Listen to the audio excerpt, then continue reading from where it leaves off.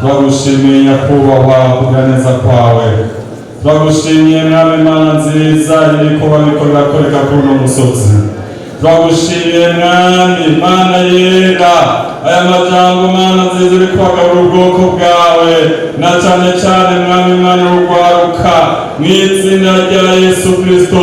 Turagukengurukiye igikorwa cakuretse mwami muri ino ndwi, nanone nyagura ku ngoma twese mwami Mana yacu twubatswe twafashijwe, none rero n'ubu mwami Mana yera kw'ivyawe biryoshe mwami, kw'ivyawe bigwaneza umuntu kandi ivyo bidukomeza muri runo rugendo. Turaguhamagaye mukunzi mwiza, tugamaho ugiye kutubwira ijambo ryawe, ugiye gukoresha Mana umukoreshe kandi amatwi yacu azibuke yumve, mwemera bitwemeze mw'izina rya Yesu Kristo. Shoboza umukozi wawe mwami, mwemera naze hano, mwemera natwigishe, mwemera natutahuze, mwemera natwinkomezi mw'izina rya Yesu Kristo. Kino gihe c'ikirengazi wa Mana duhabwe inkomezi ntitunanigwe mwami Mana yera. Turakeneye wa mutsima wagabura Eliya akabana y'urugendo bikamushira ku musozi wawe ukavugana kamubwira ibyo akwiye gutunganya Mana tukamujana. Natwe turakeneye kutugaburira mwami kugira ngo tubane urugendo hano nzotahana amahoro. Turagushimiye ibyo wadukoreye byose kandi turakwiteze no kubiri imbere, tubisabye mu izina rya Yesu Kristo umwami wacu, amen. Nuko rero hano tumenyereye ijambo ry'Imana rivugwa atawusubira kugendagenda kandi atawe n'uyogora atakuvuga, kiretse umuntu yarebewe aho basomye iryo jambo arashobora kubaza akamwereka aho ryanditse. Turahaye ikaze rero kuno munsi turabatuzi kandi twumvise ijambo ry'Imana na wa mwigeme afise imyaka 17. Ubu nawe tujya twumve ijambo ry'Imana kufise imyaka 80. Yesu ashimwe. Nawe nyine arize nta wundi ari hano, turamuhaye ikaze. Pasiteri Mugabe. Ibiganza turamukanye ambasaderi ba Kristo twabahaye mwiriwe. Yesu agaheza kire cyane. Turashimira Imana kuri uyu munsi mwiza. Imana yatwemereye tubize igihe yose urwaruka ruri imbere y'ijambo ry'Imana, kandi uvyemerano tumaze twakira twumvise kuko mwigishijwe neza kandi namwe mwarabimeye mwarabifashe murabifise aha mu mitima yanyu. Yesu wacu nabahezagire. Turasoma amajambo y'Imana twahawe kugira ngo tuyavuge ko buri gicete cya kabiri cya Korinto ibice 5 n'umurongo wa 2, ariko ndahera kuri bwe kuko niko bimeze. Ndavuga ngo tuba mu rusuzo icete bahera cya Korinto bakabiri ibice 5 n'umurongo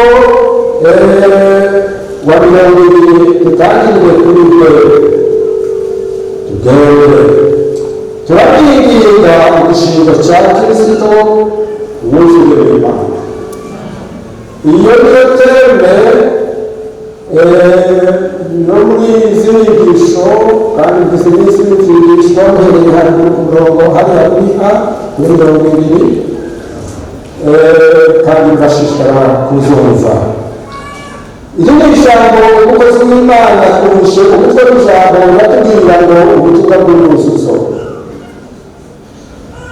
Iyo ni Pawulo wavuze aya majambo aratwandikirwa, yavuze amajambo meza cyane bitubwira kuko abizera abakozi b'Imana abizera Kristo bose kuko turi ambasaderi ba Kristo.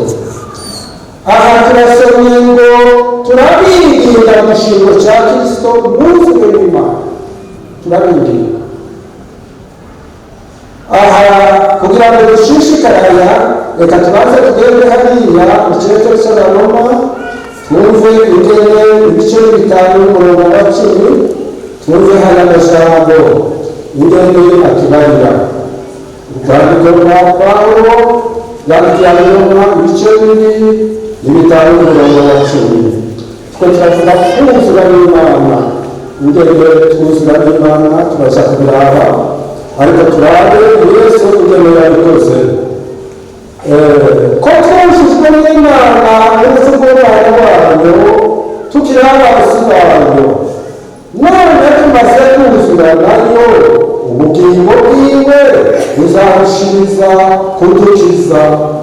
Kandi si ivyo vyonyine, ariko ikindi tunezererwa Imana kubw'Umwami wacu Yesu Kristo yaduhesheje kugira gute kuzura nayo. Haleluya. Yesu wakoze iki gikorwa.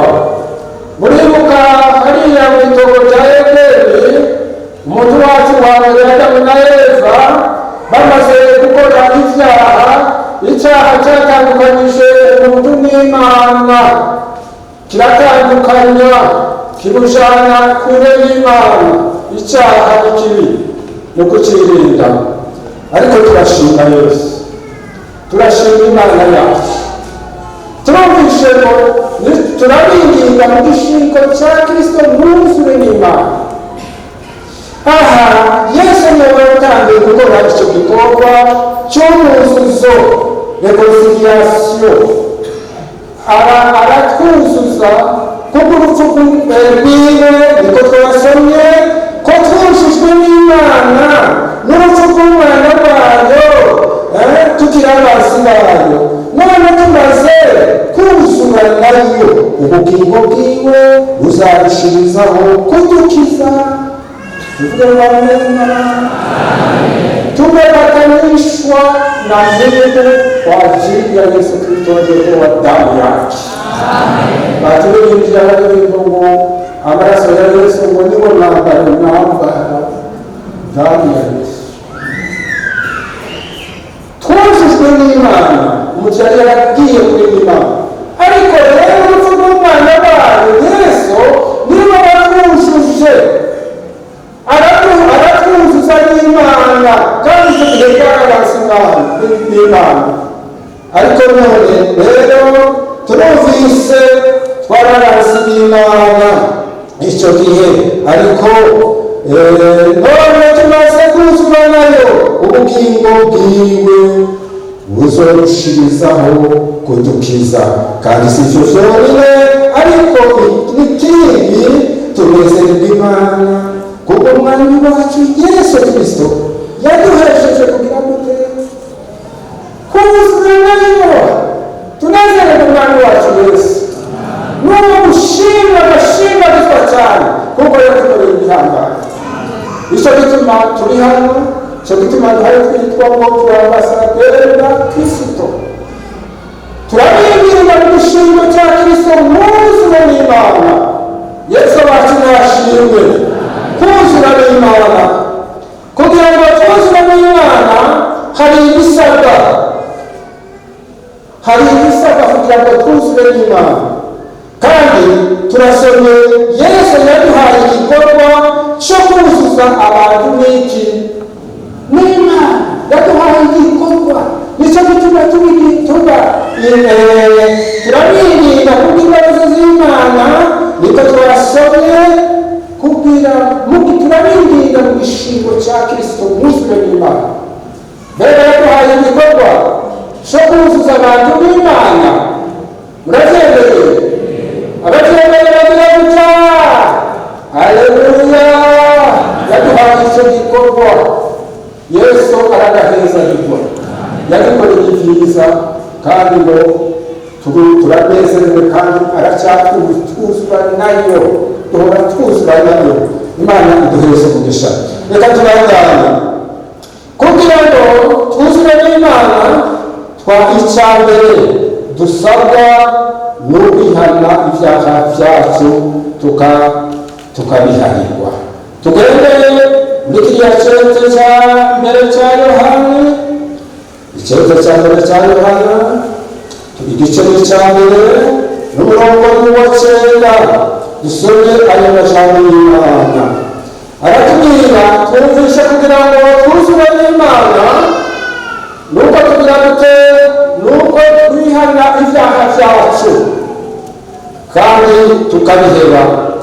Igice cya mbere cya Yohana, igice cya mbere n'umurongo wa 9. Nitwagira ibyaha byacu niyo yo kwizigirwa kandi igororoka, ivyo nivyo bituma iduharanira ibyaha byacu ikatwoza ukugaritanya kose. Tuvuze yuko ataracaha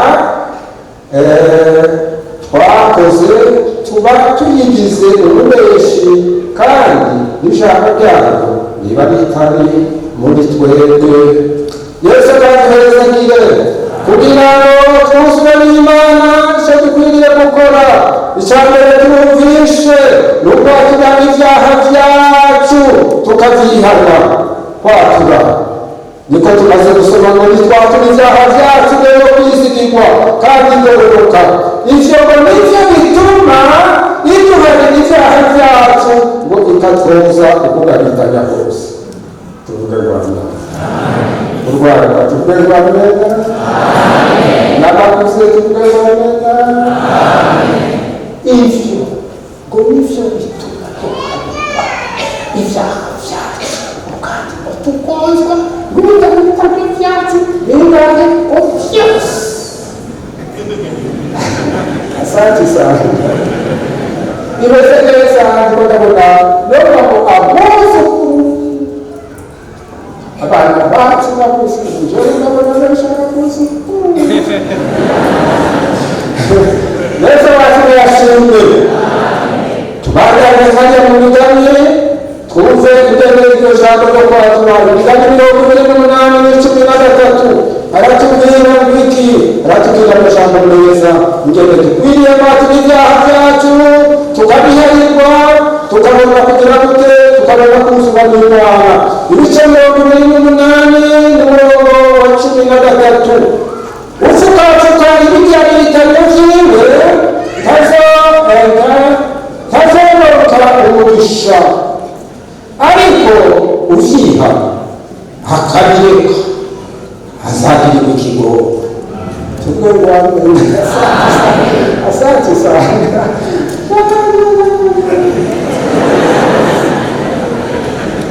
Ufukafuka turi kumwe.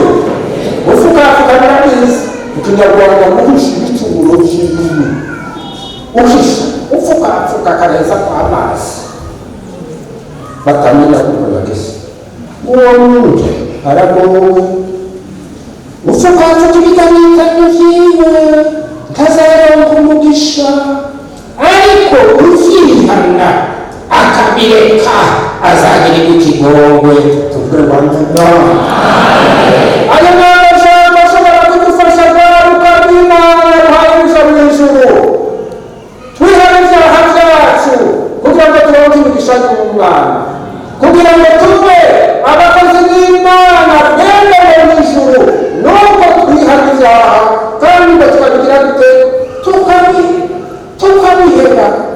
Hari ababitunga bakabituma kubitunga, bakahishira bakiheza bakihana bimwe ibindi bakabinegereza, ariko nta mugisha. Bari kuvyatura bakabireka, ibirasa birashika. Imigisha y'Imana nawe baruka rwacu. Ndabakuze wese. Asante sana. Turabaganisha. Tugende kw'ijambo rigira kabiri mu Bakolosayi, cete Pawulo yandikiye Abakolosayi.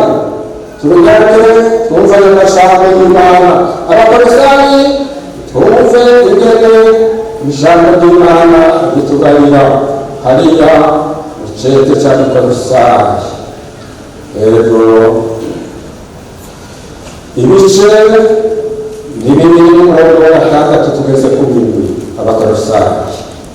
Abakolosayi ibice 2 umurongo wa gatandatu kugeza ku wa karindwi, ibice bibiri.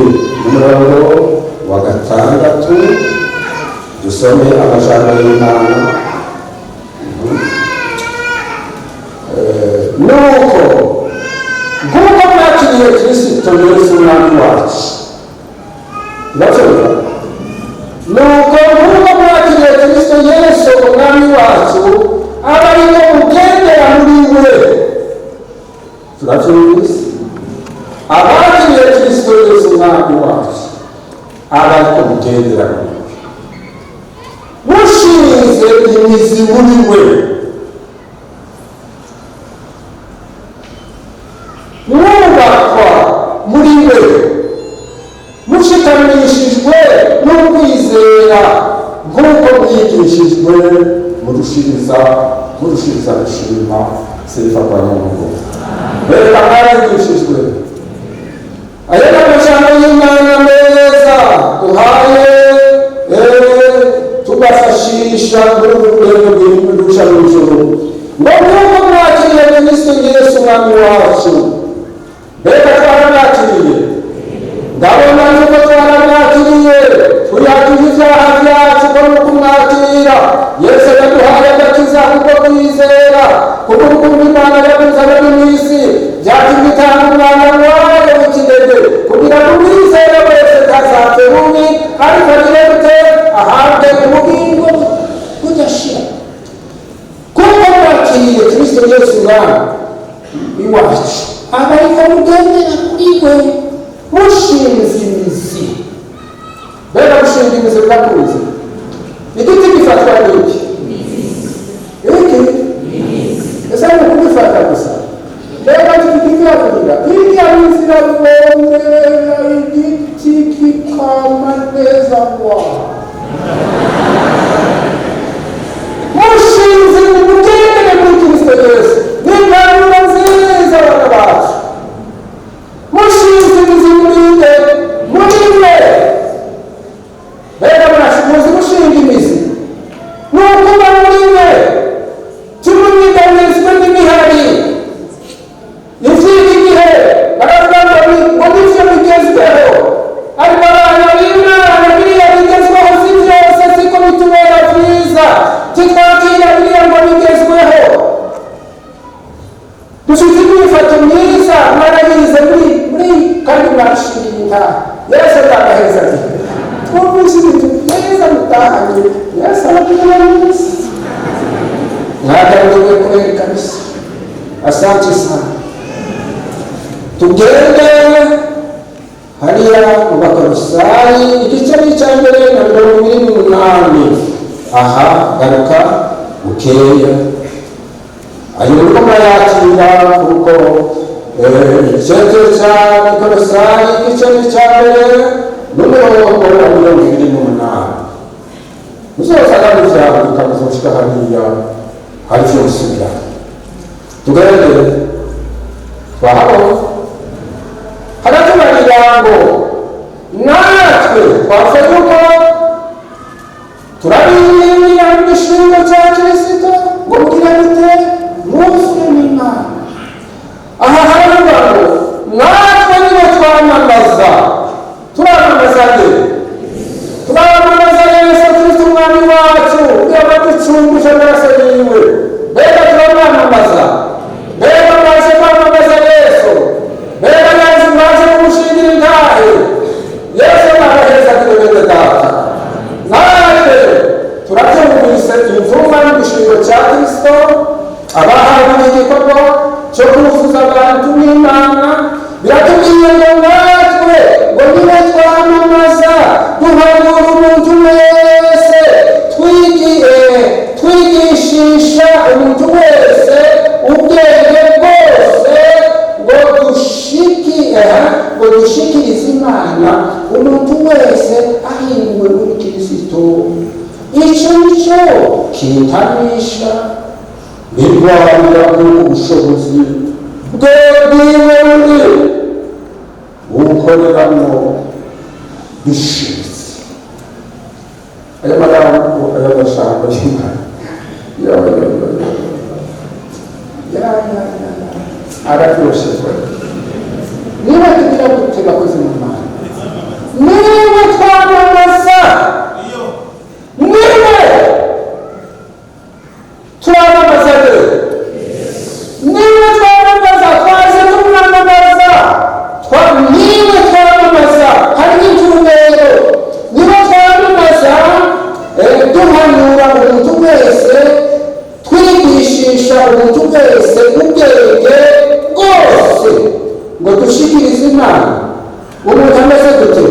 umuntu wese ahinguriwe muri Kristo.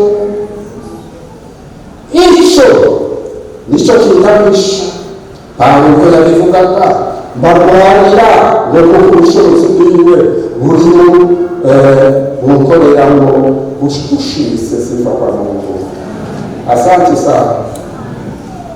Turamamaza Yesu kandi dushaka ko umuntu wese yigishwa, kandi umuntu wese yigisha ubwenge bwose.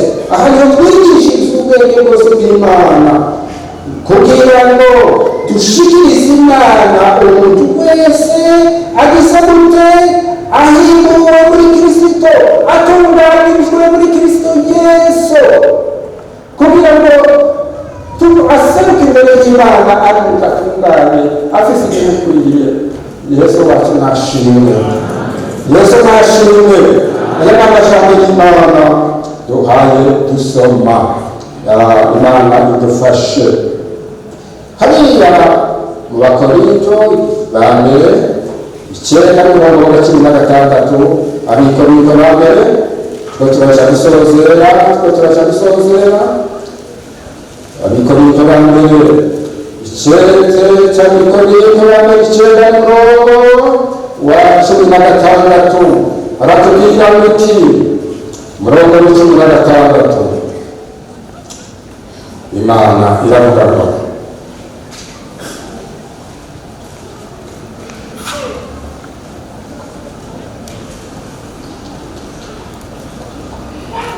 yego ni ijambo ry'Imana niko ritubarira.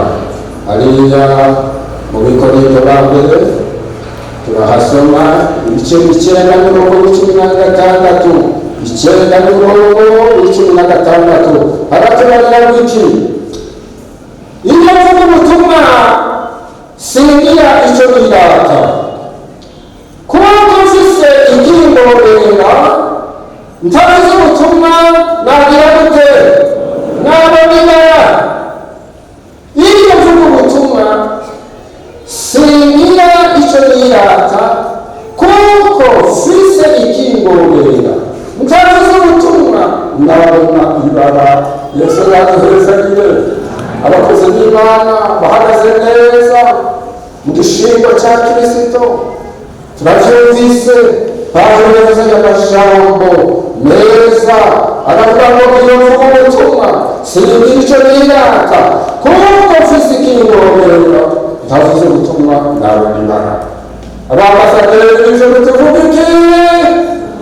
Tuvuga ubutumwa bwiza, kugira ngo bariya bakimuza nabo bashobore kwihana, nabo baze bakire agakiza, tuzabashikane hajya mu bwami bw'Imana. Dusoze muri Daniyeli, amajambo y'Imana hariya muri Daniyeli, twumve impera z'abashikanye benshi ku bugororotsi.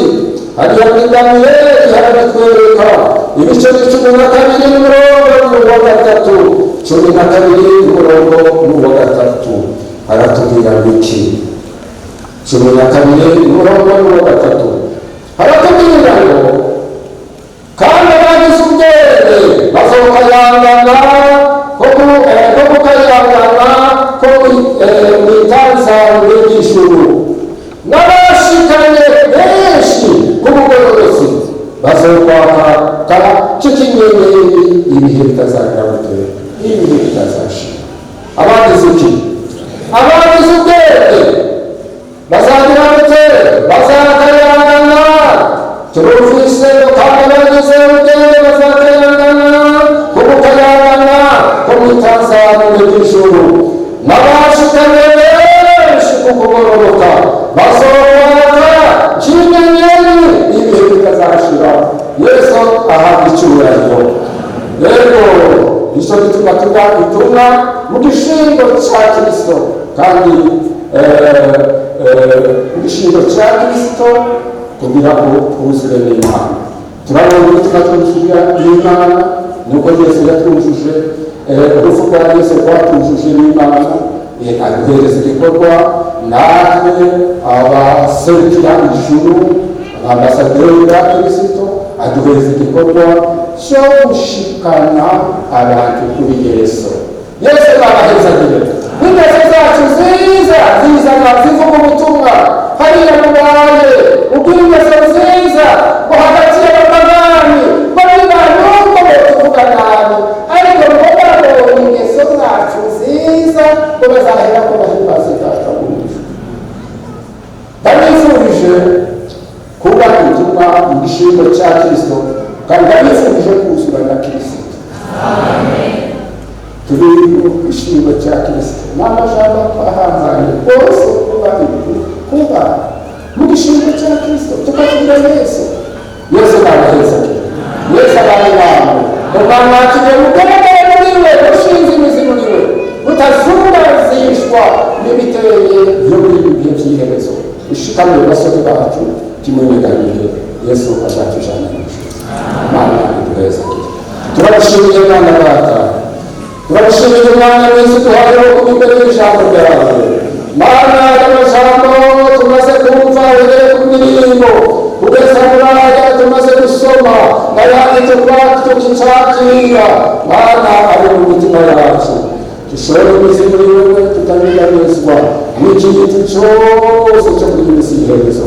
Urahezagira u Rwanda rwacu n'ababyeyi n'ishengero n'abakozi b'Imana tubisabye mu izina rya Yesu.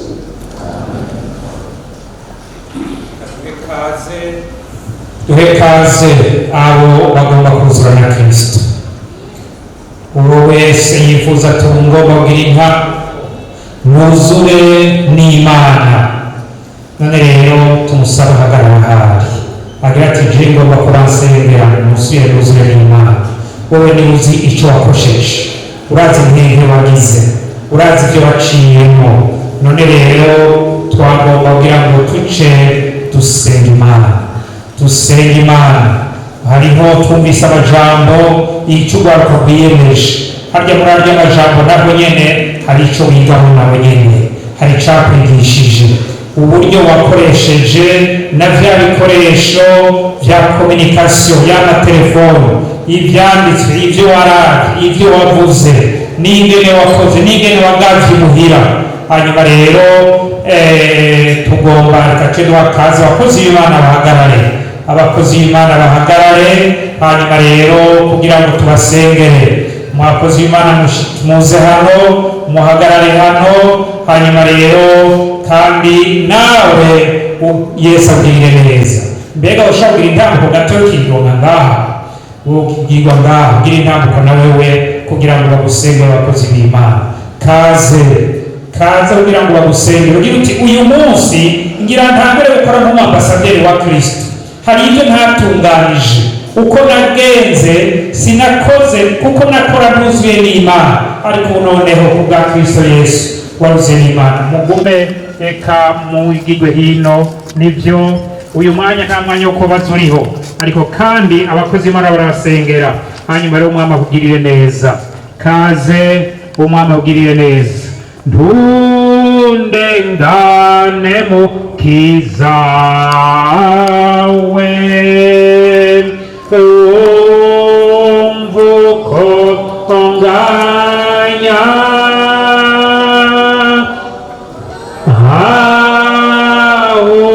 haugendera mu bandi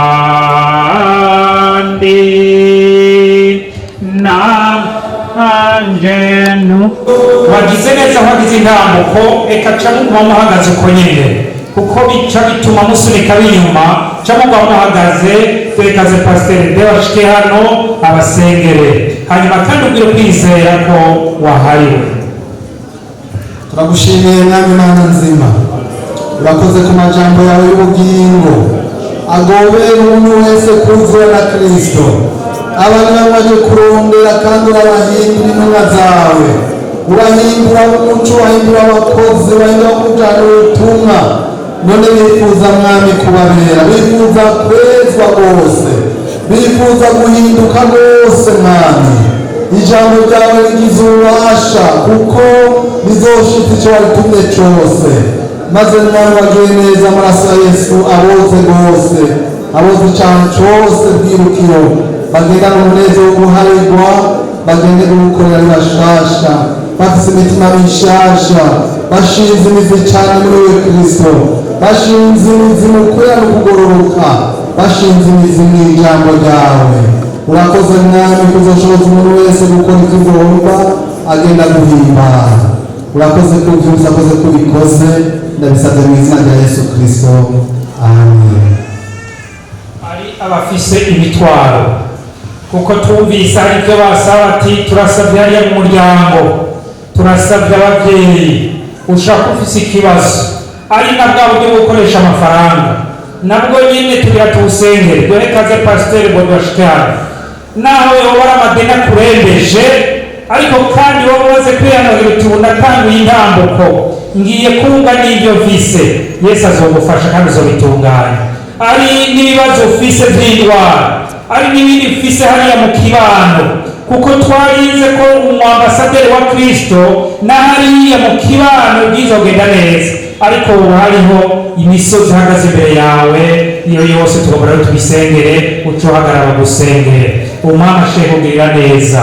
None rero kandi dusabe pasiteri Bodoyano ace yongera igira kabiri, hari kuko wewe naho wogerageza araho byanga ugasanga rero bakeneye inkomezi, urabura inkomezi zo kubishitsa. Tumvise ubwo rero ngo kwa twifatiye ingingizi, dufashe ingingizi, mugabo ukajya usanga urafata ingingo bikanga.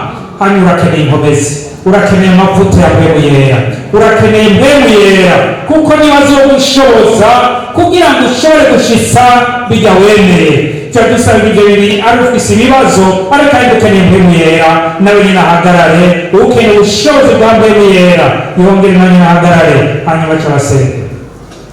Turagushimiye Mwami Yesu, turagushimiye yuko umaze kuza muri iyi si, watanze itangazo uravuga ati nimuze mwese abaremerewe n'abarushe ndabaruhure.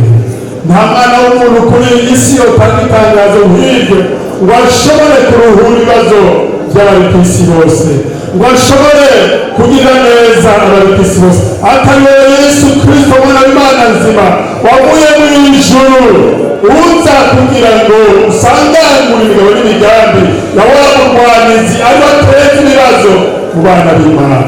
None turi imbere ya nyakubahwa, turakwereka bose bahagaze imbere y'inyonga zawe, bakuzana ibibazo bibaremereye, bakuzana ibibazo bibaruhishije.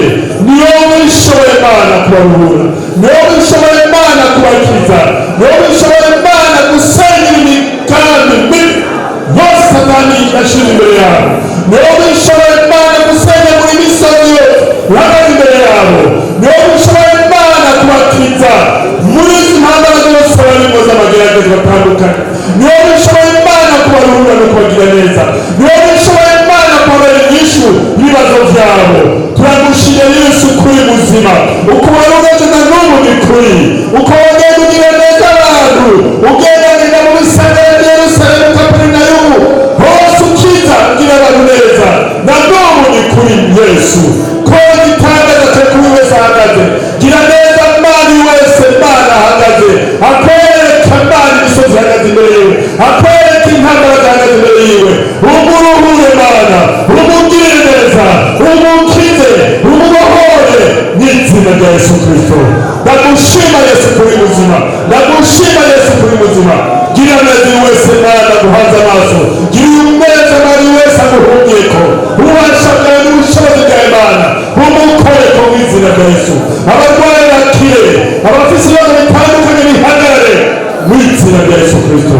Urakoze Yesu Mwana w'Imana nzima ko bigize, urakoze Yesu Mwana w'Imana nzima ko bikoze, kandi Mana twuzuye gusengera abo bose bahagaze nyakubahwa bafise imitwaro itandukanye bifuza yuko Mana ubibakorera. Icya mbere nuko tubasabira ubushobozi bwa mpwemu yera, umaze gukora igikorwa cyo gusiga intumwa zawe muri iyi si, wavuga ngo mugende i Yerusalemu mubone ubushobozi bwa mpwemu yera, hanyuma mubone kunshingira intahe. Ngabo Mana barahagaze kugira ngo ubandike ubwo bushobozi, babone kugushingira intahe, ubandike ubwo bushobozi bashobore kunesha byose ntaweganisha, ubandike ubwo bushobozi ngo Mana gushitsa ibi basezeranye muri iyi minsi bamaze imbere yawe muri iyi seminere ubandika ubushobozi bwa mpemu yera Mana kuko mpemu yera atabashoboze ibyo biyemeje ntabwo bashobora kubishikako ariko mpemu yera bashoboje Imana bize nibazo bashoboza kubishikako no kubirangura no kubishyira mu bikorwa no kubishyira mu ngiro nicyo gituma Mana tubasengeye bubaha ubwo bushobozi nyakubahwa bazoba bambasaderi beza bamushinga intara hirya no hino bamushinga intara ya kwishuri bamushinga intara ya kumihana n'izina rya Yesu Kristo bari icyitegererezo cyiza n'izina rya Yesu Kristo ubutumwa bwiza bwamamaye hose kubw'abasazi bawe n'abasazikazi bawe urakoze Mana kuwo mpemu ugiye kububaha kugira ngo baze bagushingire intare turagushimye ko byumvise ni n'izina rya Yesu Kristo mu yacu tubisabye amen. uko usubire mu bibanza kandi mwizere yuko mwahariwe kandi nawe imitwaro wari ufise umwami arikuruhuye. Yesu ashimwe.